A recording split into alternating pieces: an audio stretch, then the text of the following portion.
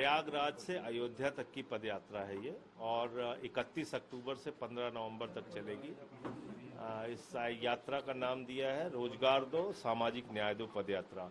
इसमें मैं नौजवानों से अपील कर रहा हूं जो लेखपाल के पर्चे लीक से परेशान, दरोगा, सिपाही, एसएससी और शिक्षक, तमाम भर्तियों के पर्चे, यहाँ तक कि जज के पर्चे लीक हुए, जज की भर्ती के पर्चे लीक हुए।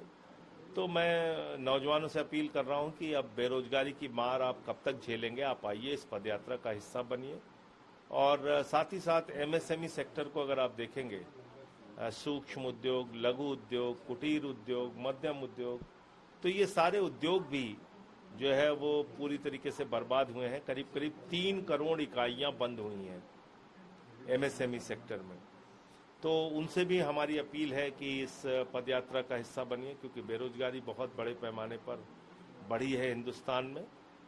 और इसके साथ साथ कृषि का क्षेत्र जो है वहाँ पर भी आज इतनी महंगाई हो गई है कि किसानी घाटे का धंधा हो गया है। कर्ज में डूबा किसान आत्महत्या करने के लिए मजबूर है। खाद की एक बोरी पाने के लिए लाइन में वो मर जाता है। तो उनसे भी हमारी अपील है कि आप इस पदयात्रा का हिस्सा बनिए। और 7500404004 ये नंबर हमने मिस्ड कॉल का जारी किया है। रात को 9 बजे से आज से ये नंबर चालू हो जाएगा और इस पे मिस्ड कॉल देके लोग इस पदयात्रा का हिस्सा बन सकते हैं।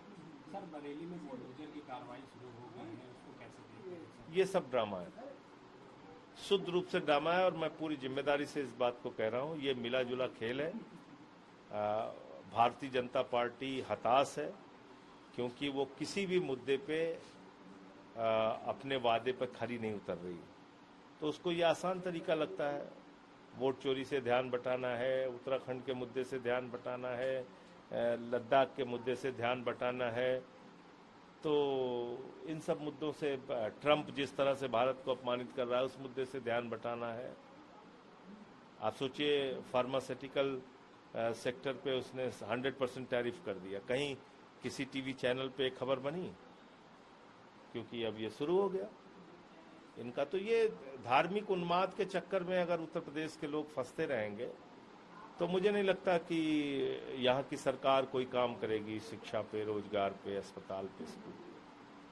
सर, कांग्रेस की सरकार में केंद्र गृह मंत्री रहे पी चिदम्बरम ने एक बड़ा खुलासा किया है। उनका कहना है कि जब 26/11 का हमला हुआ था तो भारत पाकिस्तान पर कड़ी कार्रवाई करने जा रहा था, लेकिन अमेरिका में दबाव बनाकर रोक दिया। तो उनको माफी मांगनी चाहिए पूरे देश से।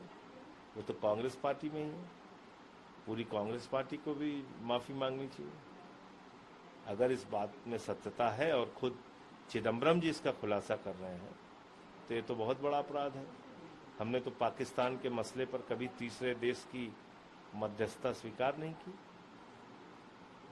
तो अब उनकी पार्टी के ही नेता ये बोल रहे हैं तो उनसे पूछा जाना चाहिए। सर, बिहार में एसआईआर खत्म हो गया है, अब मतदाता सूची जारी होने वाली है, कैसे देखते हैं? देखिए, एसआईआर तो एक घपले और घोटाले के लिए शुरू किया गया था और इसमें कोई संदेह नहीं है कि वहां पे लाखों वोट काट दिए गए, नए वोट जोड़े नहीं गए। और मकसद अब मात्र एक था कि जो विपक्ष के वोट हैं उसको काट के बीजेपी को फायदा पहुंचाया जाए। तो इलेक्शन कमीशन आज की तारीख में मोदी जी के इशारे पे नाच रहा है, वही हो रहा है। सर, एक आखिरी सवाल। प्रधानमंत्री नरेंद्र मोदी कह रहे हैं कि भाजपा सरकार में जो है घरेलू बचत में जो है एक बढ़ोतरी हुई है, बड़ी बढ़ोतरी हुई है। देखिए, वो झूठ की फैक्ट्री है, कुछ भी बोल सकते हैं, लेकिन हकीकत बिल्कुल अलग है। हकीकत ये है कि वो बचत उत्सव के नाम पे चपत उत्सव उन्होंने शुरू किया है। 12% का टैक्स बढ़ा के 18% किया है। 2500 के ऊपर के कपड़ों पे टैक्स बढ़ाया है। मोदी जी हमेशा नई तरह से मूर्ख बनाने का कोई ना कोई तरीका खोज के आते हैं। अब जैसे नोटबंदी पे उन्होंने देश की जनता को मूर्ख बनाया, फिर जीएसटी पे बनाया, अब ये नई जीएसटी पे बना रहे हैं। तो भैया 8 साल तक तुमने 127 लाख करोड़ रुपए इस देश की जनता का लूटा है, वो पैसा पहले वापस करो, तब आगे बात करना है। तो इसलिए ये